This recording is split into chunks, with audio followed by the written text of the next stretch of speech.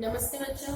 इससे पहले देखो बच्चों, हमने देखा था संयोजन किसका, प्रतिरोध का संयोजन देखा था हमने बच्चों। ठीक है, आज हमारा जो टॉपिक है वो है सेलों का संयोजन। अब हम सेल पढ़ चुके हैं, सेल का क्या मैकेनिज्म वो पढ़ चुके हैं। उससे संबंधित हमने टर्मिनल वोल्टेज, इंटरनल रेजिस्टेंस और ये सारी चीजें पढ़ चुके हैं, ईएमएफ, ये चारों चीजें पढ़ चुके हैं। अब इसी से रिलेटेड जो हमारा नेक्स्ट टॉपिक है बच्चों वो है हमारा सेलों का संयोजन। ठीक है, सेलों का संयोजन देखो क्या है। जिस तरह से हम रेजिस्टेंस को, प्रतिरोधों को हम संयोजित करते हैं सीरीज और पैरेलल में, उसी तरह से बच्चों हम यहाँ पे किसको कर रहे हैं संयोजित, सेलों को क्या कर रहे हैं, हम संयोजित कर रहे हैं। लेकिन एक चीज कि सेल के साथ अब उसका क्या जुड़ा रहता है, इंटरनल रेजिस्टेंस भी क्या रहता है बच्चों, जुड़ा हुआ रहता है। क्लियर? तो अब उसी के आधार पर हमें क्या निकालनी, हमने जो एक रिलेशन निकाला था इन तीनों के बीच में, टर्मिनल वोल्टेज, ईएमएफ और इंटरनल रेजिस्टेंस, वो क्या आया था हमारे पास। सबसे पहले वो याद रखनी चीज बहुत इंपॉर्टेंट है। क्या आया था हमारे पास बच्चों, V is equals to E minus IR। ये आया था V is equals to E minus IR।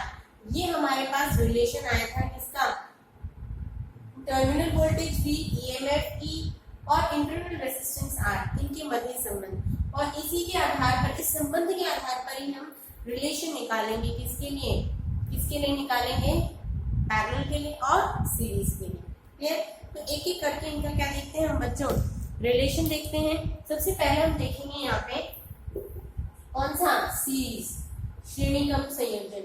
Clear? सबसे पहला संयोजन हम क्या देख रहे हैं, हमारा श्रेणी क्रम संयोजन, सीरीज में, श्रेणी क्रम। क्लियर? तो श्रेणी क्रम संयोजन में सबसे पहली चीज कि श्रेणी क्रम में क्या होगा, सेल कैसे जुड़ी हुई होंगी, श्रेणी क्रम में होंगी। कैसे होंगी, सीरीज में जुड़ी होंगी। सीरीज में एक चीज आप और पढ़ चुके हैं कि सीरीज में क्या होता है, वोल्टेज सेम होगा और वोल्टेज अलग अलग होगा और करंट क्या होगा बच्चों, सेम होगा। क्लियर? तो अब यहाँ पे बना लेते हैं हमारे पास सेलों का संयोजन, किसमें, श्रेणी क्रम में। ये हमारी सेल होगी। सभी को पता है सेल में एक क्या होता है, आपका पॉजिटिव पार्ट होता है, एक नेगेटिव होता है। पॉजिटिव वाला जो होता है उसको हम बड़े वाले डंडे से शो करते हैं और नेगेटिव को बहुत छोटा डंडा दे रखा है। ठीक है, क्यों दे छोटा डंडा है, क्योंकि इसका पोटेंशियल कम है, इसका पोटेंशियल लो है, तो इसको छोटा डंडा दे रखा है। ये कम मारेगा, बैटरी का जिसका एंड पॉजिटिव एंड होगा उसको बड़ा डंडा दे रखा है, क्योंकि वहां पे पोटेंशियल क्या है, ज्यादा, क्योंकि उसके अंदर ज्यादा पोटेंशियल है, मारने की क्षमता ज्यादा है, उसका पोटेंशियल ज्यादा। बोलते हैं कि हाँ इसके अंदर तो बहुत पोटेंशियल है, ये तो बहुत मतलब ताकतवर है, बहुत ज्यादा लड़ाई कर सकते हैं। तो इसलिए जो ज्यादा लड़ाई कर सकता है उसको ज्यादा बड़ा डंडा दे रखा है, जो कम लड़ाई कर सकता है, कमजोर है, तो उसको क्या छोटा डंडा दे रखा है। यहाँ पे वो तो धीरे धीरे बहुत कम लड़ेगा। तो ऐसी सेल में हमारे पास पॉजिटिव नेगेटिव दो एंड्स हैं। पॉजिटिव को हम बड़े डंडे से और नेगेटिव को छोटे डंडे से। ठीक है, तो क्लियर है सभी को। याद पढ़ भी चुके हो कि नेगेटिव पे लो पोटेंशियल होता है और पॉजिटिव पे हाई पोटेंशियल होता है। ठीक है, अब ये हमारा एक टर्मिनल हो गया। इस सेल का हमारे पास इंटरनल रेजिस्टेंस कितना है, R1। ठीक है, फिर यहाँ पे हमने एक और क्या लगा दी, सेल लगा दी, इसका इंटरनल रेजिस्टेंस इसके साथ जुड़ा हुआ है। ये सेल E2 हो गई, इसका EMF और इसका इंटरनल रेजिस्टेंस E2। यहाँ टर्मिनल क्या हो गया B, और इसको अगर आप पूरा करना चाहो तो इस तरह से सर्किट पूरा हो जाएगा। आगे आपका बाह्य प्रतिरोध R हो जाएगा। क्लियर? इस तरह से। तो अब हमें ये नहीं देखना है, केवल हमें ये वाला भाग देखना है, इसको समझने से। ठीक है, वो तो बाद में निकालेंगे। ठीक है, अब इसमें आपको एक चीज आपको बच्चों बता रखी थी कि अब एक चीज देखने की, हमने ये जो कंडीशन दी है कैसे की है कि इसका पॉजिटिव, इसका जो नेगेटिव है वो इसके पॉजिटिव से जुड़ा हुआ है। आपने सेल को जोड़ा कैसे है कि एक सेल का नेगेटिव दूसरे सेल के पॉजिटिव से क्या है, जुड़ा हुआ है।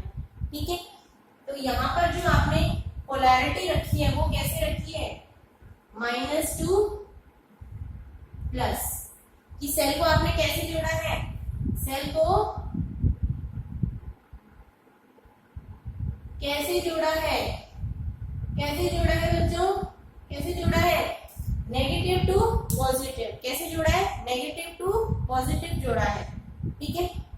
पोलैरिटी आपने कैसे रखी, negative to positive, negative to positive, negative to positive, ऐसे ही जोड़ते चले जाएंगे हम, ठीक है। तो अब इसमें आपको एक बताया था कि धारा प्रवाहित होगी आपकी, ठीक है। धारा की जो डायरेक्शन है धारा की वो हमें दे रखी है यहाँ पे इस तरीके से, धारा यहाँ प्रवाहित होगी। आप कैसे भी डायरेक्शन ले सकते हैं, आपको इससे पहले बता रखा है कि हम डायरेक्शन यहाँ पे भी ले सकते हैं, यहाँ पे भी ले सकते हैं। अब अगर हमने पथ हमारा इस दिशा में लिया है, पथ क्या लिया है, इस दिशा में लिया है पथ, क्लियर। तो यहाँ पे नियम लगाएंगे किरचॉफ का वोल्टेज लॉ और वैल्यू निकालेंगे।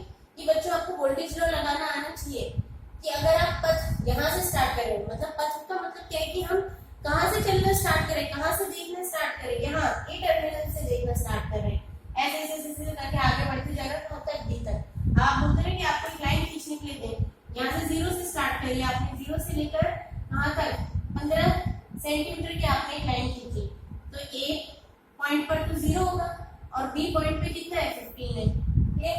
तो आप कहोगे ना कि 0 से लेकर इस पॉइंट तक जितने भी रुकावटें आ रही हैं, जितना यहाँ से लेकर यहाँ तक का डिस्टेंस 2 है, फिर यहाँ से लेकर यहाँ तक का कितना है 5 है, तो यहाँ से लेकर यहाँ तक तो जो पूरा डिस्टेंस होगा वो यहाँ बी पर एट लास्ट जब वो पहुंचेगा उसके डिस्टेंस के क्या होगा, बराबर होगा। पूरा यहाँ से लेकर यहाँ तक का जो पूरा डिस्टेंस होगा, छोटे छोटे भागों में आपने इसे बांट दिया, ये जी हो गया आपका 2 + 5 + 7, ऐसे कर करके क्या हो जाएगा आपका, फिर ये सारा किसके बराबर होगा, एट लास्ट किसके बराबर होगा, 15 के बराबर होगा, ठीक है। किसके बराबर होगा, 15 के बराबर होगा। आ रही बात समझ में।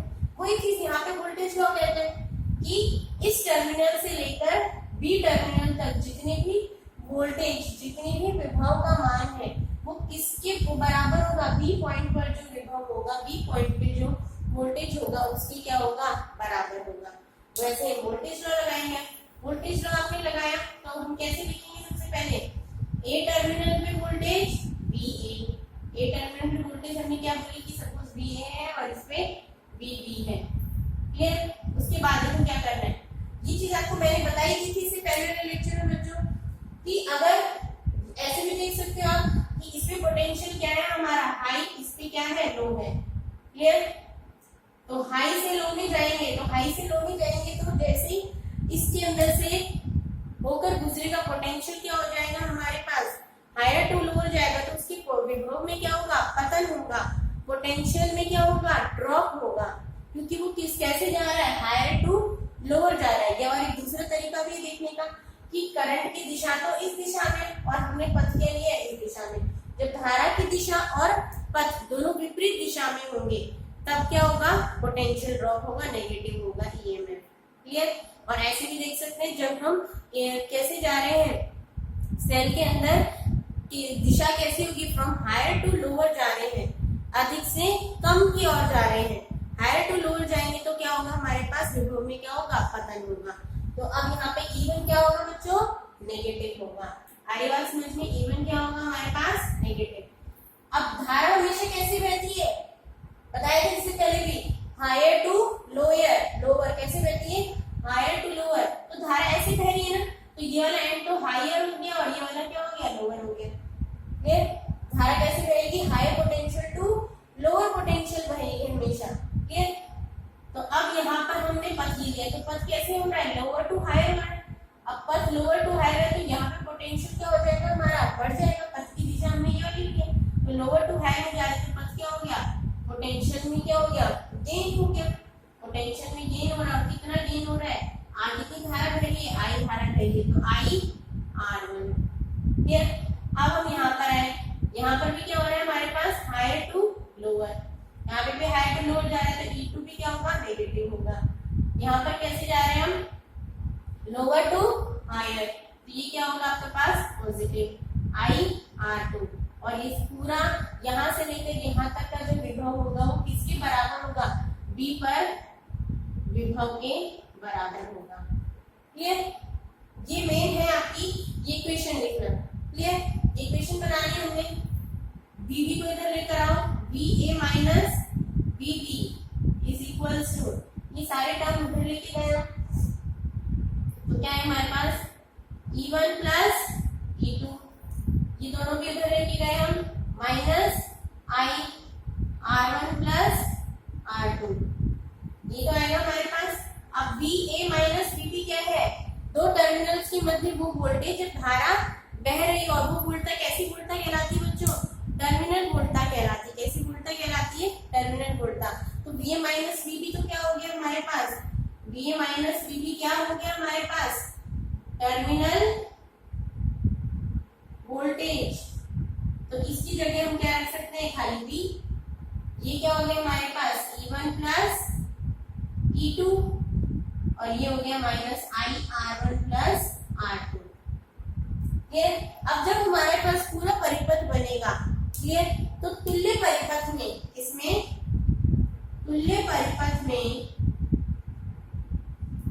टर्मिनल वोल्टा जो तुल्य ईएमएफ होगा, तुल्य विभवांतर बल होगा, उसको अगर तुल्य परिपथ में तुल्य विभवांतर बल को हम EQ से रिप्रेजेंट कर रहे हैं, इक्विवेलेंट ईएमएफ, और तुल्य इंटरनल रेजिस्टेंस को हम किससे व्यक्त कर रहे हैं?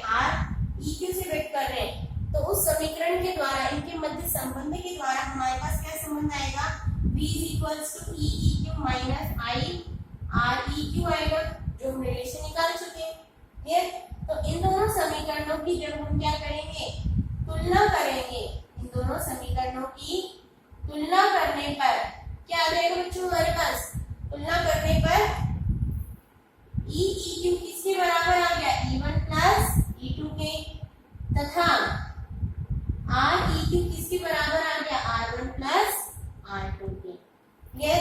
इट मींस कि हमारे पास पूरे बाह्य परिपथ में हमारे पास जो तुल्य ईएमएफ होगा या सेल का जो तुल्य ईएमएफ होगा, ये तुल्य विभवांतर बल होगा, इक्विवेलेंट ईएमएफ होगा, वो किसके बराबर होगा?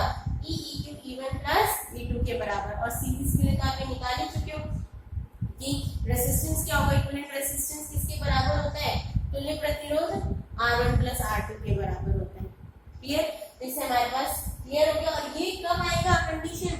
जब दोनों की जो ध्रुवता है वो कैसे जोड़ रखी है? आपने सेल को कैसे जोड़ रखा है बच्चों? -2 प्लस -2 प्लस -2 प्लस, इस तरह से जोड़ रखा है। तो हमारे पास जो तुल्य ईएमएफ या तुल्य विभवांतर बल आएगा EEQ = E1 प्लस E2 आएगा। क्लियर? अब वही सेम कंडीशन अब हम किसके लिए देखेंगे? अब इसी तरह से अगर अब यहाँ पर क्या जुड़ा हुआ है? बाह्य प्रतिरोध के लिए देख रहे हैं। यहाँ पर हमारे पास रेजिस्टेंस जुड़ा हुआ है इस तरह से, कैपिटल R। तो इसमें पूरे परिपथ में कितनी धारा बह रही है? I धारा बह रही है। तो I = क्या हो जाएगा हमारे पास? E upon R, EEQ upon R EQ के बराबर। ये तो आएगा बच्चों, यहाँ निकाल के दिखाने की जरूरत है। V की जगह हम क्या रख लेते हैं मान? V की जगह समीकरण 2 में V की जगह हम क्या रख लेते हैं मान? V =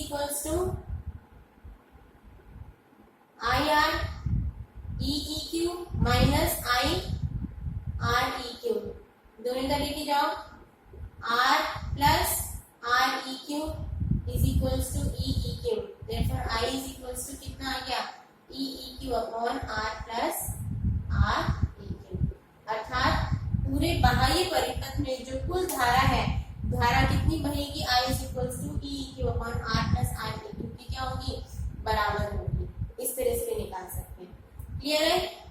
अब ऐसे ही पोलैरिटी हम क्या कर देंगे? श्रेणी क्रम में ही पोलैरिटी हमने क्या कर दी? चेंज कर दी बच्चों। श्रेणी क्रम में पोलैरिटी को हमने क्या कर दिया? चेंज कर दिया। क्लियर? अब पोलैरिटी को कैसे चेंज कर देंगे? ये तो हमारा हो गया ए पार्ट। क्लियर? अब पोलैरिटी को हम क्या कर रहे हैं? चेंज कर रहे हैं। बी पार्ट डाल देते हैं हम। अब पोलैरिटी चेंज करते, देखो इसका जो तुल्य प्रतिरोध, तुल्य ईएमएफ होगा, तुल्य विभवांतर इक्विवेलेंट ईएमएफ जो होगा वो चेंज हो जाएगा सीधा, क्योंकि इस पर भी डिपेंड करता है कि आप ध्रुवता को क्या कर रहे हो? बदल देते हो। ध्रुवता जैसे ही बदलोगे तो इसका तुल्य ईएमएफ भी क्या हो जाएगा? बदल जाएगा बच्चों। ठीक है? तो अब हमने जो बी पार्ट है, बी पार्ट हम क्या देख रहे हैं? बी पार्ट क्या है हमारा? यदि ध्रुवता उलट दी जाए इट मीन्स कैसे जोड़ रखा है आपने, माइनस टू माइनस, सेल के माइनस को दूसरे सेल के माइनस से ही जोड़ रखा है, एक सेल के माइनस को दूसरे सेल के माइनस से क्या करा है, जोड़ रखा है। ठीक है, तो अब कैसे बनेगा ये, वही सेम ए टर्मिनल हो गया हमारे पास, ये सेल हो गई, इसका इंटरनल रेजिस्टेंस है E1, इसका प्रतिरोध इंटरनल रेजिस्टेंस R1। अब माइनस को माइनस से जोड़ा, जो दूसरी सेल होगी वो ऐसे लगी हुई है, क्लियर। इसका इंटरनल रेजिस्टेंस E2, इसका इंटरनल रेजिस्टेंस R2, ये डी टर्मिनल, यहाँ पे पोटेंशियल VA, यहाँ पे पोटेंशियल VB। ये अपना एक्सटर्नल सर्किट आप इस तरह से भी बना दिया करो, डॉट डॉट। ठीक है, ये कैपिटल R। ठीक है, धारा कितनी बह रही बोली, धारा कितनी बह रही बच्चों, I धारा बह रही है, इस पे पोटेंशियल V है, इस पे पोटेंशियल VB है। ये लोअर हायर टू लोअर, ये लगा दिया करो सबसे पहले अगर आपको दिक्कत होती कोई। धारा की ये दिशा है, धारा कैसे बहेगी, हायर टू लोअर, ये हायर हो गया, ये लोअर हो गया, ये लोअर हो गया, ये हायर हो गया, ये हायर हो गया, ये लोअर हो गया, हायर लोअर ये लगा दो और फटाफट से आपका क्वेश्चन, आपकी समीकरण बन जाएगी। ठीक है, बना दिया। अब सीधा हमने पथ ले लिए, ये हमारी क्या हो गई, पथ, क्लियर, ये पथ ले लिए हमने। ओके, जहां से पथ लेंगे वहीं से स्टार्ट करेंगे, यहाँ से स्टार्ट कर रहे हैं तो BA, ए पर potential BA।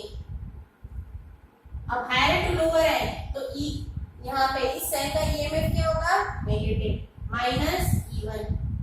Lower to higher जा रहे हैं इसमें तो इसका पोटेंशियल क्या होगा, पॉजिटिव होगा, माइनस IR1। यहाँ पे लोअर टू हायर जा रहे हैं तो क्या होगा, पॉजिटिव होगा, E2। यहाँ पे हम क्या कर रहे हैं, लोअर टू हायर जा रहे हैं, लोअर टू हायर जा रहे हैं तो यहाँ पे भी क्या होगा, positive, plus IR2 is equals to VB। Clear है बच्चों, VB को इधर ले आएंगे, VA minus VB is equals to, ये उधर गया E1 minus E2 minus IR1 plus R2। ठीक है, ये पूरा क्या हो गया, टर्मिनल वोल्टेज, ये हमने भी लिख लिया, E1 minus E2 minus IR1 plus R2, ये हो गई समीकरण। अब इस समीकरण की तुलना हम उस समीकरण से करें पूरे प्रतिरोध के लिए, हमारे पास तुल्य EMF EQ minus IR, EQ के अगर बराबर है तो इन दोनों के अगर हम क्या करें, तुलना करें, इन दोनों की क्या कर रहे हैं हम, तुलना करने पर क्या आ जाएगा मान बच्चों, तुलना करने पर मान क्या आ रहा है हमारे पास, जल्दी तुलना करके आप खुद ही अंदाजा लगाइए करो कि क्या आने वाली वैल्यू, क्या आ जाएगा बच्चों वैल्यू,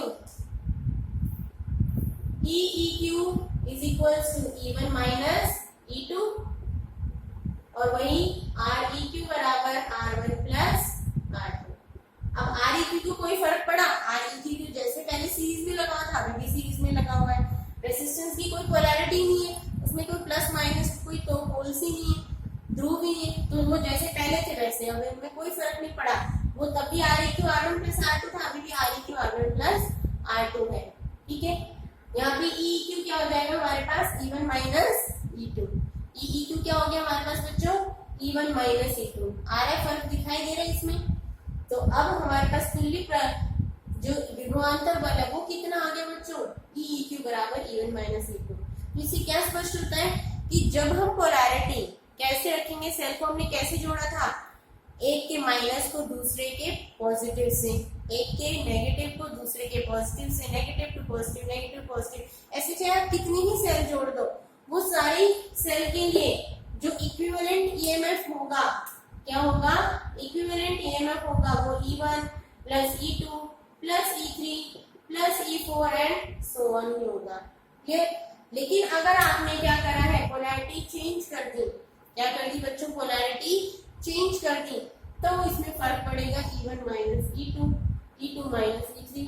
क्लियर, इस तरह होगी आपकी चेंज हो जाएगी। क्लियर?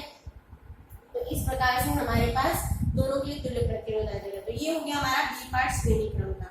इसके एक तीसरा पार्ट और है बच्चों।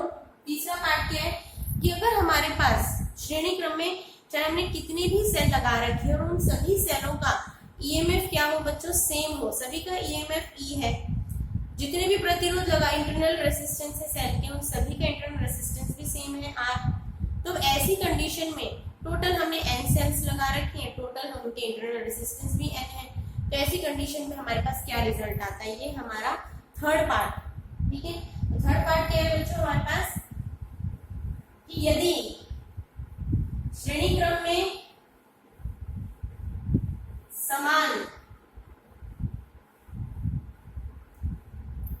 ईएमएफ सी पार्ट, यदि सीरीज में समान ईएमएफ की समान ईएमएफ ई की कितनी सेल लगी है, एन सेल्स, व्हेन समान प्रतिरोध व समान आंतरिक प्रतिरोध आर, समांतर प्रतिरोध आर एन संख्या में लगे हैं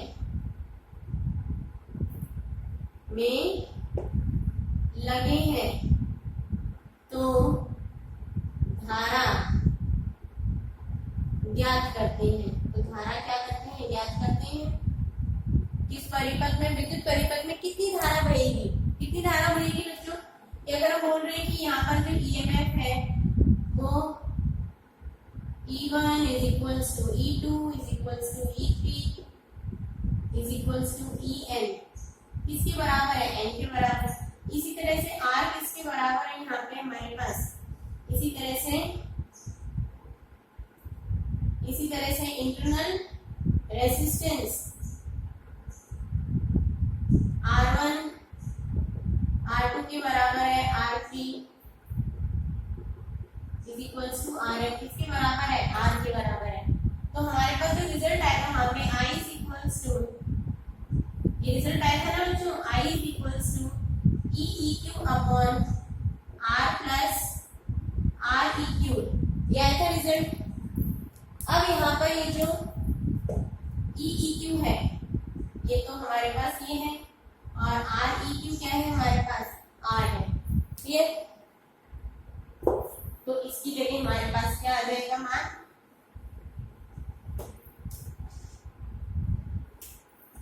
तो EEQ कितना हो गया आपके पास, टोटल कितने हैं यहाँ पर, E है, टोटल कितने हैं यहाँ पर बच्चों, E है हमारे पास। टोटल जो ईएमएफ जितने भी सेल लगे हुए हैं अलग अलग प्रतिरोध के, जितने भी सेल लगे हुए हैं उन सभी का ईएमएफ क्या है बच्चों, सेम है, उन सभी का ईएमएफ क्या है बच्चों, सेम है। तो ऐसी कंडीशन पे अगर हमें क्या लगाना है, ये वाला रिलेशन यूज में लेना है, तो इस रिलेशन से हमारे पास क्या आ जाएगी कंडीशन, EEQ किसके बराबर है, टोटल कितने हैं यहाँ पे, NE, कितने लगा रखे हैं, N संख्या में लगा रखे हैं। क्लियर? और R plus N R, internal resistance कितने R और टोटल संख्या कितनी N, तो NR। क्लियर? इसकी कितनी हो जाएगी, NE। निकालते हैं ना पैसे, जैसे आपके पास 2 प्लस 2 प्लस 2 प्लस 2 कितनी बार है, 4 बार है। क्लियर? तो 2 इंटू कितना हो जाएगा, 1 2 3 4 5 6 7 8। ठीक है, कितनी बार है बच्चों, ये 4 बार है। तो सीधा हमने 4 2 से क्या करेंगे 8, बात वही है बराबर है। ये तो क्या हो गया हमारे पास 2, कितनी बार है, 4 बार, तो 4 इंटू 2। क्लियर? वही जैसे हमने पैरेलल में क्या था, पैरेलल में हम क्या करते हैं, R अपॉन N करते हैं, सीरीज में क्या करेंगे, NR करते हैं। क्लियर? तो इसका भी हमने करा तो हमारे पास ये कंडीशन आ गई। तो अब यहाँ से I is equals to N को क्या ले लेते हैं, कॉमन ले लेते हैं, E N कॉमन लिया तो क्या बचा, R upon N plus R, N से N क्या therefore I is equals to क्या आ गया हमारे पास E upon R plus R upon N। ये है हमारे पास सूत्र। यदि अगर हमारे पास n समान सेल लगी हुई हैं और n समान इंटरनल रेजिस्टेंस लगे हुए हैं तो उस विद्युत परिपथ में जो कुल धारा बह रही होगी वो कुल धारा I इज इक्वल्स टू क्या होगी E upon R plus external resistance R upon N के बराबर होगी। क्लियर बच्चों? तो ये है पूरा हमारे पास series combination of cells, very very important. इसके बाद हम देखेंगे अपना समांतर संयोजन। सीरीज अगर समझ में आ गया आपको तो क्लियर है ना, and you can ask any doubt for us. और हमारे चैनल को लाइक, सब्सक्राइब और शेयर जरूर कीजिए। Thank you.